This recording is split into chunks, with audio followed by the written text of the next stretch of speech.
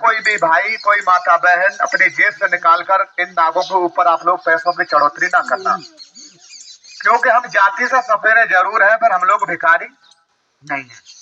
और यदि हमें भीख मांगने का शौक होता तो गाड़ी में बैठकर गांव में नहीं आते, हम झूला टांग कर चले आते हैं। हम आपके गांव में किस लिए आए हैं? आपने देखा होगा कि पूरे भारत में हर जात बिरादरी की दुकान मिलेगी। ईमानदारी से बताओ, क्या किसी ने बीन बजाने वाले सपेरों की भी कहीं दुकान देखी है? नहीं। तो ये सपेरों में हुए साहब पंचायत 2023 में, और पंचायत में 4 प्रांत के सपेरे जुड़े। यूपी के सपेरे, एमपी के सपेरे, राजस्थान के सपेरे, हरियाणा के सपेरे, लाखों सपेरे जुड़े गुरु गोरख टीले पर। और वहां चली 6 महीने पंचायत, और 6 महीने पंचायत होने के बाद में फैसला एक बना दिया कि हर जिले में अपनी दुकान बनवाओ। तो हमारी जो दुकानें खुली हैं वहां पर ना तो ये सांप खरीदे जाते हैं और ना सांप बेचे जाते हैं। 2 काम होते हैं साहब। पहला काम, ऐसा तो भगवान किसी दुश्मन के साथ भी ना करे। जैसे किसान आदमी करता है अपनी खेती किसानी का काम, और मजदूर आदमी करता है अपनी मजदूरी का काम, और काम करते समय किसी को धोखे अचानक में ये सांप काट ले और कोई मरता मरता इंसान हमारी दुकान पर बच जाए, तो बोलो ये काम सपेरों ने धर्म का किया या पाप का किया? धर्म। अब मेरा पता होगा, कार्ड होगा, तो आप लोग मुसीबत में दुकान पर आ जाओगे, और हमारा पता ही नहीं होगा तो आपको ये भी जानकारी नहीं है कि दुकान सपेरों ने कहाँ खुलवा रखी है। तो इसलिए हम लोग आए अपने दुकान का प्रचार करने के लिए। बोलते का चलते का इलाज आपको पूरे भारत में मिल जाएगा। सुनो महाराज, डॉक्टर वैद्य बाइगेरों के पास, और हमारी दुकान पर ऐसे आदमी का भी इलाज होता है जैसे सांप ने काटा है कहीं दूर जंगल में, और वो आदमी अपने घर आते आते आते आते ऐसे बेहोश होकर पड़ा है जैसे ये पड़ी है बीन। जो आदमी ऐसे बेहोश पड़ा हुआ है तो आप लोग क्या पहचान करोगे कि जिंदा है कि ये मर गया? आप लोग ये पहचान करोगे, उसकी नाड़ी नबज देखोगे, दिल की धड़कन देखोगे। ना मिली नाड़ी नबज और ना मिली दिल की धड़कन, तो ऐसे आदमी को कुछ लोग मरा समझकर या तो जमीन में दफना देते हैं या चलते हुए पानी में जल प्रवाह कर देते हैं। लेकिन वो इंसान आप लोगों की नजरों में तो मर जाता है, लेकिन सपेरों की नजरों में नहीं मरता। मरता कौन सा इंसान है? जिस आदमी का कान से, नाक से, मुंह से निकल गया खून, वो आदमी मर चुका है। और जिस आदमी का कान, नाक, मुंह से नहीं निकला खून, तो वो आदमी चला जाता है लंबी बेहोशी में, जिसे अंग्रेजी में कह देते हैं कोमा। ऐसे आदमी को ना कोई जमीन में दफनाना, ना कोई पानी में जल प्रवाह करना। पर्चा दूंगा, कार्ड दूंगा, फोन नंबर दूंगा, हमारी दुकान पर लाना। वहां बैठे हैं मेरे गुरुजी दुर्गा नाथ। जो आदमी ऐसा पड़ा है 3 या 4 दिन का, ऐसे आदमी के लिए मेरे गुरुजी अपनी बगीची से लाएंगे ताजा ताजा जड़ी और बूटी, मिक्सी में डालकर बनाएंगे उसका अरक और जूस। और भैया जी साइकिल में हवा देते हो उसे आप लोग क्या बोलते हैं? पंप।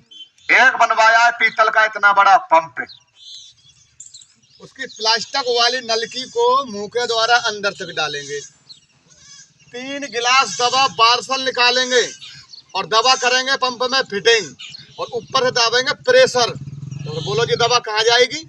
पेट में। बताने में तो यहाँ 5 मिनट लगेंगे, लेकिन हमारी दुकान पर होता है साहब 12 घंटे का इलाज। 12 घंटे के इलाज में वही आदमी जो ऐसा पड़ा है 3 या 4 दिन का, अपने पैरों पे खड़ा होकर घर आए, माँ से माँ कहे, बहन से बहन कहे, सबसे रामा कृष्णा करे, तो बोलो आदमी मर गया कि बच गया? ऐसे आदमी को करते हैं हम लोग ठीक, लेकिन ठीक करने का लेते हैं गुरुजी दुकान पर पैसा।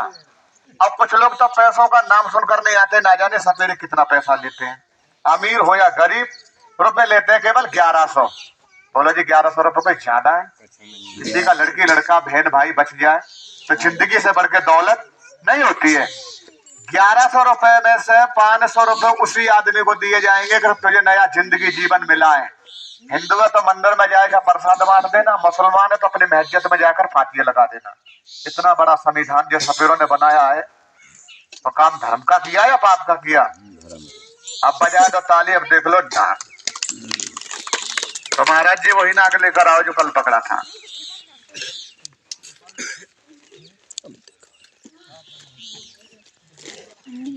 हमारी दुकान पर पहला काम होता है जी सांप काटे का इलाज। आदमी पैसे वाला है, बेलू बखत है, तो वो तो मोबाइल निकालेगा, एम्बुलेंस को बुलाकर मरीज को लेकर दुकान पर पहुंच जाएगा। और कोई गरीब आदमी है, खाने तक को परेशान है, तो वो गाड़ी करके नहीं आ पाएगा। फोन नंबर दिया जाएगा, आप लोग फोन करोगे, सुविधा में ये गाड़ी निकलवाई है गुरुजियों ने, ये गाड़ी आएगी घर बैठे मरीज को ठीक करके जाएगी। लेकिन ये आएगी तो बोलो जी क्या खाएगी? पेट्रोल खर्चा लिया जाएगा। और जो गांव के 4 आदमी ये कहते हैं कि ये गरीब आदमी है, तो उसे 1100 रुपए नहीं लिए जाएंगे। लेकिन एक बात है कि फोन करो तो भैया जी मुसीबत में तो करना, कोई भाई पी कर ट्राई मत करना। कुछ लोग ऐसे भी होते हैं कि शाम के बजेंगे 4, उनके फिर कीटाणु करते हैं जोर, सीधा जाएगा ठेके पे, पी लिया पौगा और बन गया होगा। नंबर तो लगाया साड़ू का, लग गया सपेरे का। फिर फोन करके कहते हैं कि गांव का बहुत बड़ा प्रधान बोल रहा हूँ, सपेरे सांप ने काट रखा है, गाड़ी लेके आ जा। मजाक में एक बार गाड़ी आ जाएगी, और कोई हकीकत दुर्घटना होगी तो बोलो जी गाड़ी आ जाएगी, गांव नाम रजिस्टर पर निकल जाएगा। गांव के लोग मजाक करते, इसीलिए मजाक के तौर पर फोन ना करिए। अब देख लो नाग, पर ये नाग थोड़ा खतरनाक है, ना बैठे रहो बैठे रहो बैठे रहो। अगर इस नाग को मैंने ना सुंगाई जंगल की जड़ी प्राण बड़े प्यारे हैं, तो ये कर देता है पर अच्छे अच्छों की खटिया खड़ी। तो महाराज इसे जड़ी नहीं, पूरा जड़ा ही नहीं सुंगाए थे, जब रुकेगा या भाई नाग भागेगा दौड़ेगा, गुरु की आन से मारा जाएगा। तेरा मेरा वादा है, तुझे वादे पे लिया है, वादे पे छोड़ा जाएगा। आन तुझे ढाके बंगाले गुरु की है, पहले तो सूंघ ले जड़ा और फिर निकल के हो जा मैदान में खड़ा।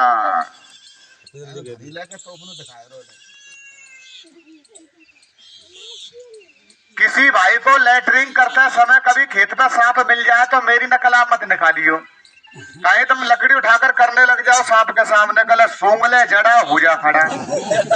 भैया सांप तो हो जाएगा खड़ा, लेकिन आदमी रह जाएगा वहीं पड़ा, क्योंकि तुम्हारे पास में नहीं है कोई ऐसा जड़ा। नाग निकली आए तो हाथ जोड़कर नमस्कार जरूर कर लेना। कहते हैं कि जो इंसान झुका है वो जीवन में खला है। 184 जीवन भोगने के बाद ही एक इंसान का जीवन मिलता है, और जीवन में सब कुछ करना चाहिए, और कभी किसी चीज का घमंड और अहंकार नहीं करना चाहिए। महाराज ऊपर को हाथ जोड़ लो, भगवान ने ज्ञान दिया है। मानो तो ये देवता है और ना मानो तो ये मौत के फरिश्ता है। देते हैं जैसे तो हवेली दे देते हैं, और लेते हैं तो ये चमड़ी भी नहीं छोड़ते हैं। इसे कहते हैं काला, और ये है शंकर जी के गले की माला। और जिसे भी डस लेता है ये काला, उसका जिंदगी का लगा देता है हमेशा के लिए ताला। चाबी हमारी दुकान पर खुल जाती है। तो ये नाग मैंने आपको दिखाया है तो अपने देश का है कि विदेश का है? ये नाग तो अपने क्षेत्र का है। अभी तो मैंने आपको सिर्फ टेलर दिखाया है, टेलर, पिक्चर तो पूरी बाकी है। अब बजा दो बच्चे, ताली में दिखाऊं तो मैं राजस्थान का बागड़ बिल्लू लेकर आओ महाराज। हमारी दुकान पर 2 काम बताए थे।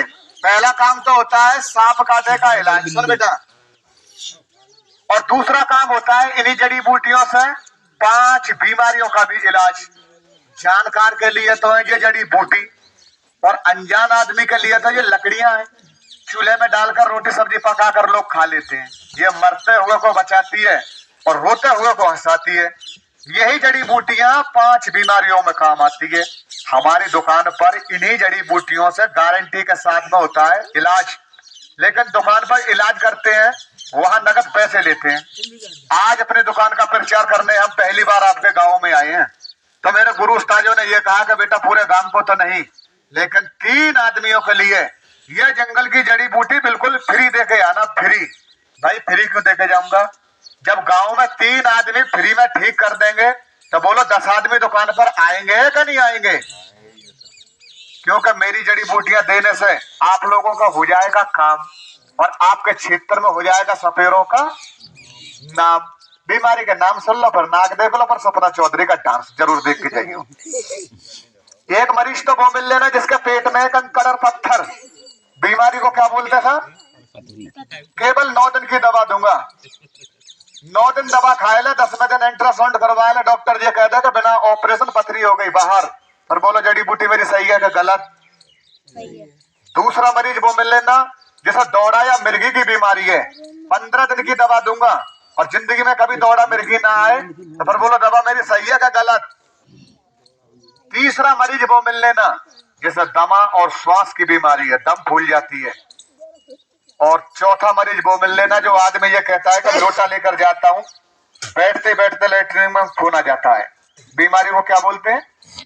बवासीर। जो जिसने करी है शर्म, आगे चल के उन्हीं के फूटे ये करम। आखिरी मरीज वो मिल लेना जिसका कोई चमड़ी का कोई चर्म रोग है, दाद, खाज, खुजली, अकोता, छाजन, ऐसा कोई हो तो नाक दिखाने के बाद हमारे गुरु महाराज जी से मिल लेना।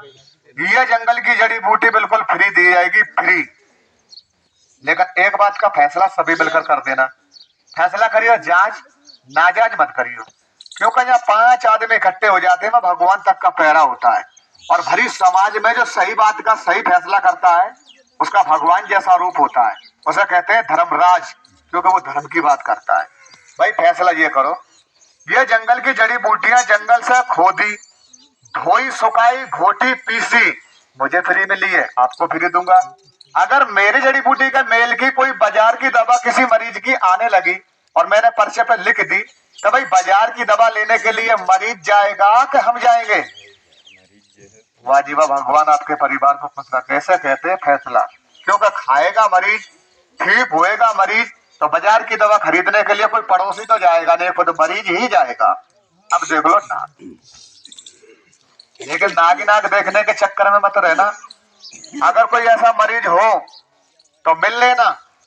आज तो मांगे जा रहे हैं गांव गांव में वोट, और जब कोई मरीज आता है दुकान पर वहां लिए जाते हैं पर खींचकर नोट, क्योंकि जब लगती है दिल पे चोट तो एटीएम से अपने आप निकल जाते हैं 500 के नोट। लेकिन गुरुजी अभी कुछ लोग तो हमारी बात को मजाक में ले रहे हैं। तो क्या चल रहा है?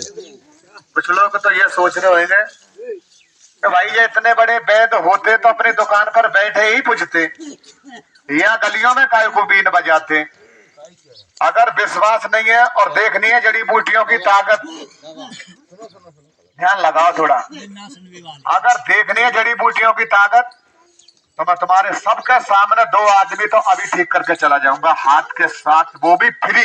2 आदमी। 2 आदमी कौन से? जो आदमी ये कहता है कि बाबा जी पूरे दिन करते हैं हम काम, और शाम को जो खाट पे लेट जाते हैं तो कमर में दर्द होता है, घुटनों में दर्द होता है, इतना दर्द होता है कि खड़ा हो जाता हूँ तो बैठ नहीं पाता। यहाँ निकल के आ जाओ जिसका दर्द है। 2 आदमी निकल आओ, एक और आ जाओ किसी का दर्द हो तो। अरे दर्द नहीं है तो गुम्मा मार के दर्द बना के आ जाओ। गुम्मा आप ही मान लो पहले, बैठ जाओ। गुरुजी कहते हैं कि बेटा खेल हो या तमाशा, सत्संग हो या भागवत, इन चीजों में जिसका लगेगा ध्यान उन्हीं को मिलेगा। नागों का भी थोड़ा बहुत, क्या नाम है आपका? निरपत। दर्द कहाँ होता है? कमर में होता है। 4-5 साल से हुआ इलाज कराना। बिल्कुल, ये भगवान जैसी महफिल है तो मैं कसम है झूठ मत बोलियो। नाग तो मेरा है, देवता तो सबका है। मेरी दवा लगाने से आराम फायदा मिले तो सबको बता देना कि सपेरे की दवा बढ़िया है।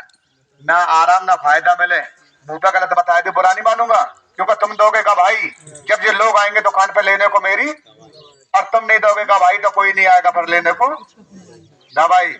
निरपत भैया एक बात बताओ, किसी कमजोर आदमी को 1 किलो घी एक ही बार पिलाएंगे क्या एक बार में वो पहलवान बन जाएगा?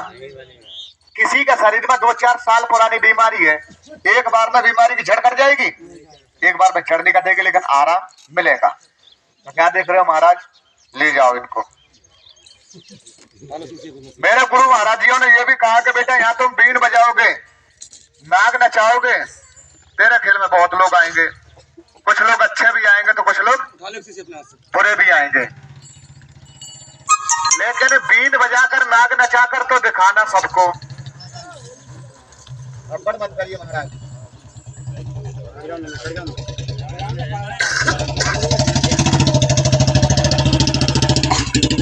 लेकिन एक बात का जवाब सबसे पूछ कर आना, और भरी महफिल में और भरी समाज में कोई आदमी तेरी बात को सुनकर सही सही जवाब दे उसे अपनी जेब से निकालकर 1100 रुपए का इनाम और देके आना। 1100 रुपए का इनाम निकला है मेरी कमेटी की तरफ से, और इनाम एक आदमी को मिलेगा, मुझे पता नहीं है वो किसका, तो भागनर किसके है नसीब में। और जो बात बताने जा रहा हूं अभी तक किसी भी अफेरे सपेरे ने आप लोगों को नहीं बताई होगी। ये आपके फायदे वाली बात है, थोड़ा ध्यान से सुनना, सुनने लायक बात है। इनाम वाली बात यहां से शुरू होगी। इस बाजे को क्या कहते हैं आप लोग? बोल कर बताओ, नहीं तो मुझे ये लगेगा मेरी भाषा समझ में नहीं आ रही है। क्या कहते हैं आप लोग? बीन। और बीन बजाने वाले को क्या कहते हैं? मेरी जाति का सपेरा आप लोगों ने 10 साल से लेकर 80, 90, 100 साल तक का देखा होगा, जटाजूट सपेरा देखा। ईमानदारी से बोलकर बताओ, क्या किसी ने बीन बजाने वाले सपेरे को 2 आंखों से अंधा भी देखा है? अगर देखा है तो हाथ उठाकर कहना कि हाँ मैंने देखा है। झूठ बोलने से और मजाक करने से 1100 रुपए में जीवन तो नहीं कटेगा। ना जाने गुरुजी की आत्मा की दुआ निकले कि ना जाने बददुआ निकले। और 2 मिनट रुक जाओ, रुक जाओ, एक एक को जाने दो, एक एक। अंधे वाली बात छोड़ो, बात को थोड़ा ध्यान लगाना, क्योंकि जो आदमी अंधा होगा तो वो घर से नहीं निकलेगा। बीन बजाने वाले सपेरे की आंखों पे किसी ने नजर का नजर वाला चश्मा ही देखा हो? बोलो जी, देखा किसी ने? दादा आपकी तो काफी उम्र है, आपने कभी अपने जीवन में देखा बीन बजाने वाले सपेरे की आंखों पर चश्मा? ताली बजा दो, इनाम वाली बात पूरी हो गई। आपकी खामोशी आपका सबूत है कि आपने तो नहीं देखा, लेकिन हमने देखा है। और हमने ये देखा है कि हमारी जाति को छोड़कर हर जाति में देखा है। ये देखा है कि गांव में तो लगाते हैं बड़े बूढ़े चश्मा। आपका जिला कौन सा लग जाता है? दतिया जैसा जिले में जाकर देखोगे तो मैं बड़े बड़े लोगों की बड़ी बड़ी कोठियों में 5-5, 10-10 साल के बच्चों की आंखों पे नजर का चश्मा मिलेगा। बोलो बात सही है क्या गलत?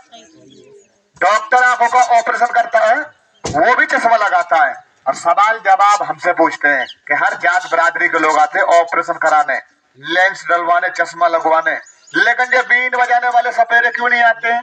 तो हम अपनी हकीकत वहां बताते हैं। वही सपेरा अंधा इसलिए नहीं होता क्योंकि सपेरा ये सांप पकड़ता है, ये सांप, और ये सांप कभी अपने साथी को अंधा होने नहीं देता है, क्योंकि जो सांप बनाता है आंखों के लिए एक अनमोल दवा, और वो दवा कहाँ बनती है? आप लोगों के खेतों में, आपके बाग, आपके बगीचों में, लेकिन जानकारी नहीं है। आज वो लोग वही दवा मैं तुम्हें बताऊं, और आप लोग अपने खेतों से वो दवा लेकर अपने घर परिवार में लगाओ, और तुम्हें भी कभी सपेरों की तरह अंधा ना होना पड़े। तो बोले ये काम मेरा बताने का धर्म का है या पाप का है? तो ध्यान से सुनना।